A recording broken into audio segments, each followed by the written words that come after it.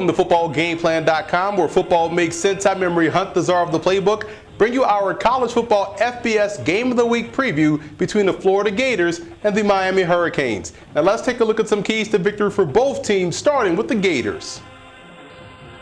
The Gators played a solid game last week versus the Toledo Rockets, who posed an interesting challenge to their run defense. And I like what I saw from both Mack Brown in the backfield as well as true freshman cornerback Vernon Hargreaves. He held his own. He did a great job, also caught an interception. The aggressive way the Gators play in the secondary will be key this week versus Miami, who can attack you at every level of the football field, short, intermediate, as well as deep down the field. So they're going to need that secondary to step up big this week versus the Hurricanes. Now let's move over to Miami in this ball game. And running back Duke Johnson, in my opinion, is a superstar. This guy consistently made big play after big play last week versus Florida Atlantic, and he really helped that football team. When you look at quarterback Stephen Morris, he has the talent to make every throw. Reminds me a lot of Tony Banks and what he did at Michigan State, but he has to develop touch with his passes. Everything can't be a fastball. And the defense showed their athleticism versus Florida Atlantic as well, with linebacker Denzel Perriman leading the way. I was very impressed with what I saw last week out of the Hurricanes.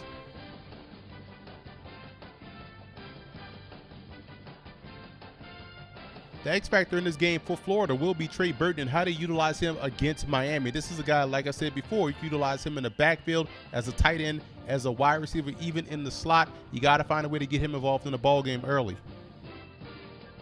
The X factor for the Hurricanes will be their defensive line versus the Gators' ground game. If the Gators had their way, they'd run the football 55 times a game. They're going to have to stop that run, force Jeff Driscoll to beat them consistently throwing the football.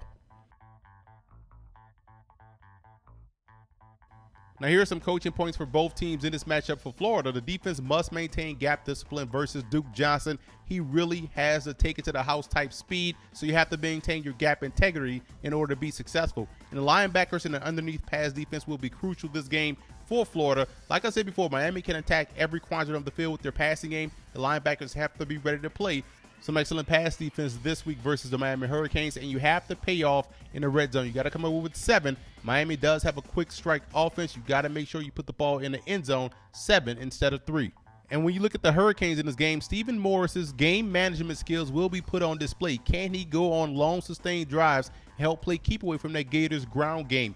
And misdirection versus the aggressive defense of the Gators, get these guys going in one direction and you come back the other way with traps, counters. That way you can have some success versus the Gators, and you have to win on first down defensively. Put this team in backed up situations, force Driscoll to beat you passing. You see the common theme here, and you can have a great chance of knocking off Florida at home.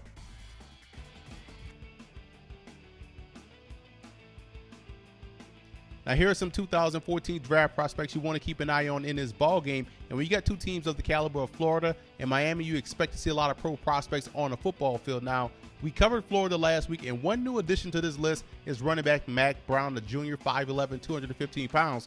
I came away very impressed with how he ran the football, showed tremendous vision and getting in and out of his cuts quickly. Keep an eye on him moving forward.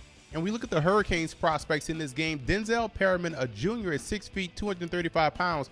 Great sideline to sideline speed, does a great job on both ends of defense. Stephen Morris, I mentioned how well he can throw the football, but I want you to keep an eye on both defensive ends as well. Shayon Green and Anthony Chiquilo, 6'4", 265 pounds, does a great job bringing pressure off the edge.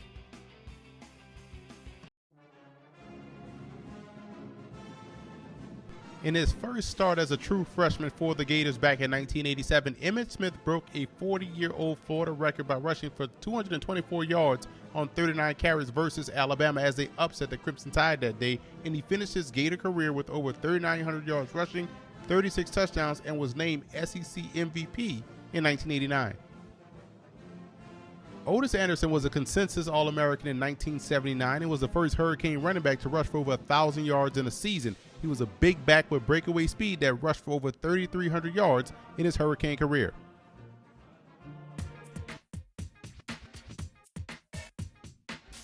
I like Florida in this ball game, and in my opinion, I think the Gators will win this game on both sides of the line of scrimmage. Yes, they can run the football, but I do think they have the defensive line and the linebackers to slow down the running game of Miami. That's going to force these guys to go into pass mode, and I think that's where the Gators' strengths lie. In the secondary, they can match up one-on-one versus wide receivers. So I see a total defensive effort leading the Gators to victory versus Miami.